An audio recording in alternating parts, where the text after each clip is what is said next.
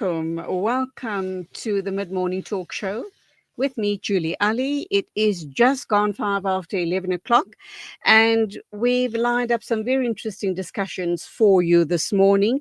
Let's kick off right away with the Women's Legal Centre's lead attorney. She is Attorney Khensani Motileni. We are going to be looking at the legal status of Muslim marriages with the Women's Legal Center. So, a very good morning to you, Khensani. Welcome to the program. Lovely to have you on show. Khensani, are Morning you to there? you and your listeners. Thank you for having me. Yes, I'm here. Am I Okay, audible? you audible, but we don't have video. Okay. I Okay, just there see you I have go. connection problems, so I thought it would help with the bandwidth. But I've turned Okay. my Okay, let's see how far we get with the interview. I hope we don't have any problems because I think this is a very, very important discussion. Let's kick off right away with the all important question. And that, of course, is why was it necessary for the Constitutional Court to intervene in the recognition of Muslim marriages? And what did that judgment change for us as Muslim women? So what had happened was that since the Women's Legal Center opened its doors in 1999, we were seeing a lot more Muslim women who were a bit elderly, who necessarily did not go and get a university education. So more and more of these women were coming to seek legal advice to understand, what are my rights? What happens if I leave my husband? I didn't bring anything into the marriage, right? And by 2014, we had seen close to 800 women through our Ooh. legal advice clinic, and then we had actually litigated, right?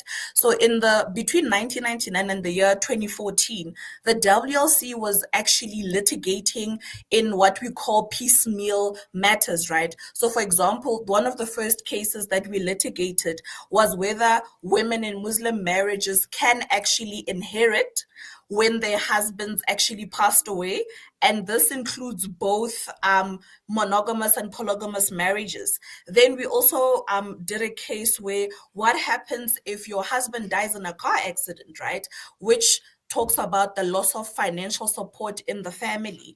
Then there was also another matter where the husband tried to actually evict his first wife together with their children so that he can move into the house with his second wife. So after doing all of that and getting all these many queries, that's when the Women's Legal Center decided to actually launch proceedings, because there was clearly a broader systemic problem and that Muslim women were being left behind. And I mean, the simplest answer is to say that these women were becoming more and more vulnerable by the day. So that is why it was very, very important for us to launch this case in particular. Can you explain the key legal protections that Muslim women now have under the Divorce Amendment Act of 2024?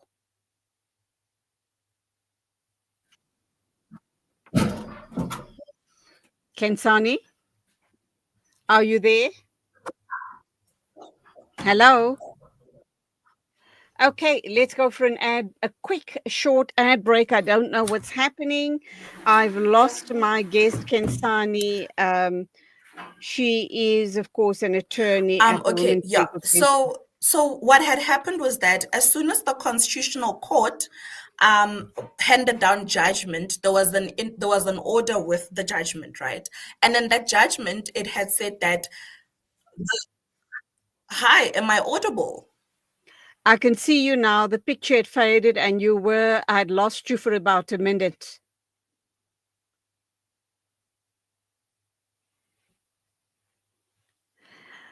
We do apologize, but we seem to be having connectivity problems with our guest. We will see if we're able to reconnect and continue the discussion.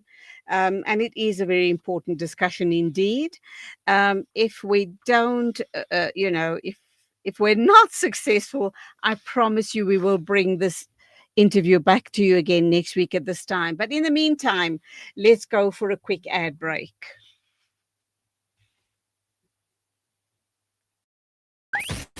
This is Salam Media.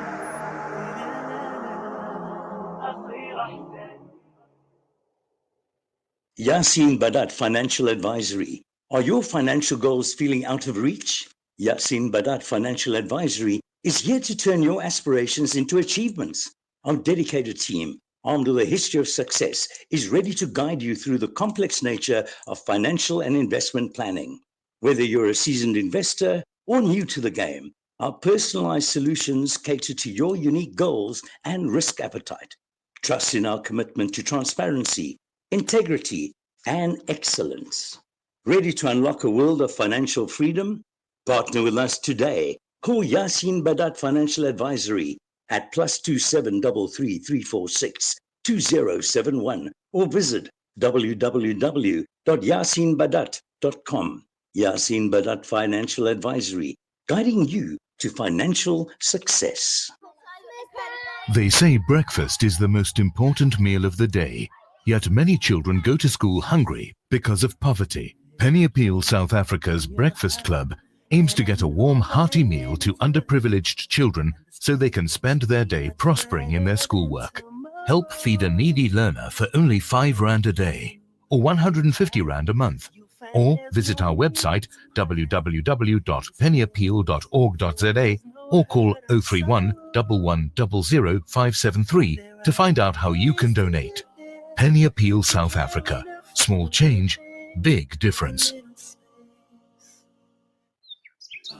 When the perfect blend of stylish decor, exquisite halal cuisine, and warm hospitality come together, it could only mean Al Bayt Lodge, your true home away from home. Al Bayt is the ideal heaven for families, business people, and tourists with its 4-star family rooms and other luxurious facilities, conveniently situated close to Port Elizabeth Airport, the beach, and other amenities. Your stay will be truly unforgettable, as you'll be taking home lasting memories of the warm hospitality, the serenity and tranquility that Al Bayt has to offer. For reservations, call 041 583 6415 or visit www.albaytlodge.co.za. Abu Huraira narrated that he heard the Prophet Muhammad, may the peace and blessings of Allah be upon him, say, "In black seed there is a healing for every disease except death." Experience the health benefits of this ancient blessed seed by using the Tib Black Seed range. Black seed assists the body to boost immunity, regulate blood sugar levels, reduce inflammation, and act as a potent antioxidant. Experience a holistic approach to health by introducing the Tib Black Seed range into your routine. Available in capsules, pure cold-pressed oil, and a vapor rub. Trust Tib Health Sciences for quality black seed products. For more information, visit blackseed.co.za. Available at leading pharmacies. Hey Gulam. Yeah? Did I return your lawnmower last month? No, Ba, you didn't. Oh no. Now what'll I do? I wanted to borrow it again, man. With Randry Jewelers, you won't have to borrow or lend because the prices are so well trimmed on all gold and diamond jewelry. Alternatively, we could remake your old jewelry into a brilliant new design. Visit Randry Jewelers at 151 Stevens Lamini Road, Musgrave, Durban. Randry Jewelers, the family name you can trust. You get various months that symbolizes and aligns with certain things, and this month aligns with lifesavers. In the event of cardiac arrest, in the event of the heart stopping, what does a person do? So this is our main project, Alhamdulillah, whereby we teach the CPR. And stay ahead with Salam Media. This is Salam Media, coming to you live from South Africa. Welcome back. It is exactly 11:15. We're talking with the Women's Legal Centre's lead attorney, and that, of course, is you, Attorney Khensani Motileni. We are talking about the legal status of Muslim marriages. And back to you. Can you hear me loudly and clearly, Khensani? Yes, I can hear you. Can you hear me? Loud and clear. Thank you very much. I'm sorry about the poor connectivity, but let's steam ahead. Let's go full steam ahead now. And the all important question: what are the most common misconceptions about the legal status of Muslim marriages in South Africa, and how does the new law correct them? I think the most important thing, the misconception about the case on its own was that it seeks to undermine religion and culture, right? Which are some of the debates that were being held like wildly previously. However, the case actually doesn't do that. The case actually ensures that women and children are protected at every point, right? Because it doesn't make sense that women in civil marriages and customary marriages are the only people that are protected and have legal certainty. And it was very, very important as well to factor in the children that are born from these marriages as well, right? So now children also have an opportunity to be protected and have used the services of the family advocate, for example, during divorce proceedings, who can actually be appointed and ensure that the children's best interests are actually carried out. In your experience at the WLC, what practical challenges still remain for women seeking to enforce their rights within Muslim marriages? So, for example, one of the biggest ones since we've received this judgment is that women are often then, when women approach the court to institute divorce proceedings, their husbands then reply in these papers and say that I have granted you a talak, and that as a result, you are not allowed or don't have a legal basis to actually institute divorce proceedings, which is actually false, right? So that is one of the most important things that women actually need to know, is that whether or not your husband has granted you a talak now, you can still approach the court for divorce proceedings. However, it is very, very important to remember that Muslim marriages in their nature are out of community of property. They are out of community of property, which in the general sense would be what you bring into the marriage you live with practically. However, we have made provision for these women to be in a position to request the court to make an equitable and a just and equitable distribution of assets, right? Because what we had noted in our papers was that the majority of the women that were coming through our doors were over the age of 50, 60, or 40 and had never worked a day in their lives. However, they were supportive in the household, right? They ran the household. They supported their husbands in their businesses, and therefore it would be unjust for them to walk out of the marriage without any distribution of assets to ensure that they are able to live a dignified life post their marriage. So I think for us, that is one of the most important things that these women need to notice, that even though the marriage is recognized to be out of community of property, they can still ask the court to say, okay, hang on, this is how we lived the life. I was supportive. I ran the household. Then the court can actually then make a distribution to say, okay, then 40% or 50% or 30% of your husband's assets should be distributed to you. The other thing to note is that, yes, Muslim marriages are recognized in South Africa. However, we are still awaiting the legal framework, right? So for now, there is no legal framework. However, Home Affairs is in the process with the portfolio committee to ensure that there is actual legislation, right, that recognizes and regulates Muslim marriages. However, should you need to divorce, the Divorce Act has been amended, and you would be able to actually enforce your rights through that. If your husband or partner dies without a will, you can still be recognized as the surviving spouse and inherit, right? So so the law still protects the women, even though we still have the recognition framework that is still pending with Parliament. Now, the WLT has titled this series Women's Rights in Muslim Marriages. What does this title mean to you? And how does it reflect the current legal moment, so to speak? So for us, we are a feminist organization, right? So we particularly provide legal advice, referral, and representation to mainly women. And for us, we have noticed that because of where we are based in the Western Cape, we mainly get queries from Muslim women. So it was very, very important for us to say that, yes, in June 2022, we have this brilliant judgment. However, implementation has a lot of challenges because women still continue to come in and ask us questions. So it was very, very important for us to say, you know what, actually, let us put together a series, let us put together an information sheet so that any person who is in a Muslim marriage or knows someone in a Muslim marriage can actually share this pamphlet. So we have a lovely information sheet that is written in plain English, that is easily understandable, where we talk about divorce, we talk about maintenance, and we talk about inheritance. So it's a very nice short pamphlet, but it has so much information because we genuinely believe that in order for us to live in a just society, we also have a duty and to ensure that we educate one another, especially our communities, right?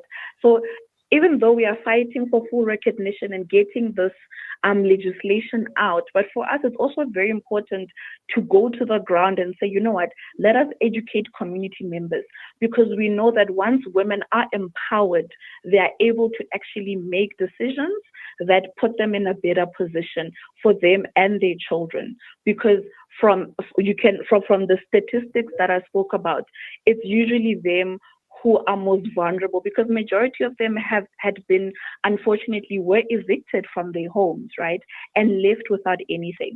So for us, it was very, very important for us to have this series and just touch base with our community to say that, yes, all these things are happening. However, here's something for women and their friends and their community for us to educate one another, because when we know better, we do better. Now, some may feel tension between religious practices and constitutional rights. How does the law strike a balance between respecting religious freedom and ensuring gender equality? So remember, I think the most important thing is that even in our constitution, you have the right to religion and culture. However, these rights are limited, right? So these rights are limited insofar as they do not breach your right to human dignity and your right to equality, right? So it's one of those things that were also very important for us to say that we recognize the religion, right? And we are in no way undermining it. But then how do we then fill the gap? Right? What do we then do with all these women and children that are actually locked out? Does it make sense that 30 years into democracy, we still have women and children that are being left behind?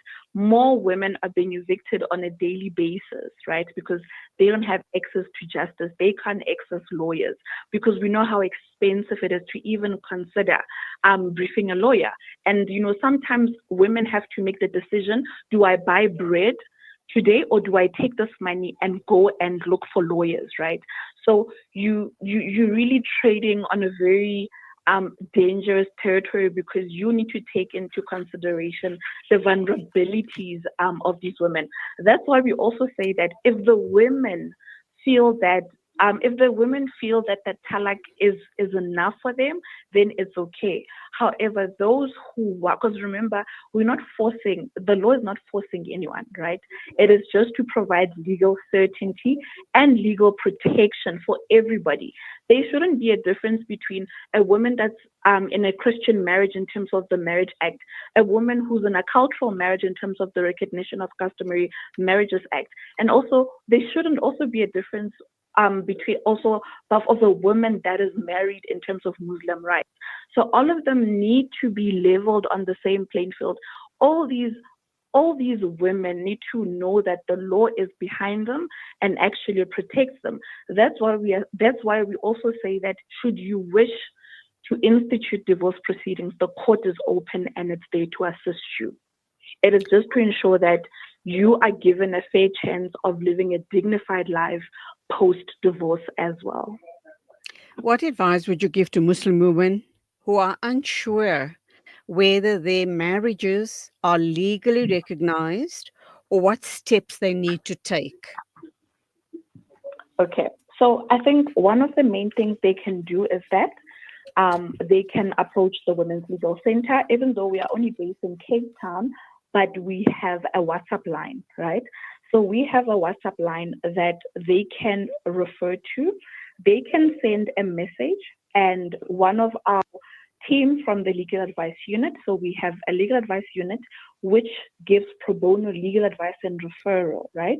So they can be in contact with our legal advice unit and actually have a full consultation, because in as much as yes, we're using I beg your pardon, sorry. Because as much as yes, we use the term Muslim women in Muslim marriages, each woman's story or the merit of their case is very different, right? So it requires a particular approach. We can't necessarily use a blanket approach for everyone. So that's why it's very, very important for women to try and get in contact with us. We will call them with a dedicated legal advisor who will then do their consultation telephonically. And if some of the women that are listening live in Cape Town, we have offices in Cape Town. We do not charge for our consultation. We provide pro bono services. So if you would let me, I'm happy to share our law clinic WhatsApp number, which is 079 421 8197. Okay, so that's 079 And to wrap up then, looking ahead, what further legal or policy reforms do you believe are still needed to ensure true equality for women in all types of relationships? Yes. Thank you so much for that question. So now we are currently organizing and mobilizing to have this piece of legislation, right? So Parliament had given the Constitutional Court had given Parliament 2 years to ensure that there is a legal framework that recognizes Muslim marriages. That has not been a reality as yet because the state has sought an extension. So the extension ends next year in June 2026. So Parliament should have enacted legislation that recognizes Muslim marriages. So we are currently still engaging in the processes and ensuring that Muslim women's needs are taken care of through that process. We also have the Divorce Amendment Act. President Cyril Ramaphosa had signed that into effect last year. And also, one thing that we also need to also make it clear is that the Minister of Home Affairs last year announced that people can go to Home Affairs and get their marriages registered. However, we have questioned that process because there is currently no legal framework for that, for what the minister has said, right? So we are in conversation with Home Affairs, we're in conversations with Parliament on what the best way forward is. And what we also do is that we take these women's stories with us. We present their lived realities to ensure that that Parliament takes them into consideration even when they draft legislation, to ensure that no woman is left behind at any point of their lives. And I think that's where we're going to leave it. Attorney Khensani Motileni, she is the lead attorney at the Women's Legal Center, giving us some insight into the legal status of Muslim marriages. And of course, we do know that this is a subject we've discussed time and time again, but I'm so pleased that a non-Muslim woman is able to make sense of the legalities around Muslim marriages and very concisely able to explain to all of us our rights and the fact that there is help a phone call away, very especially if you don't have the resources to engage with a lawyer. So you can call them on their WhatsApp number, which is 079 421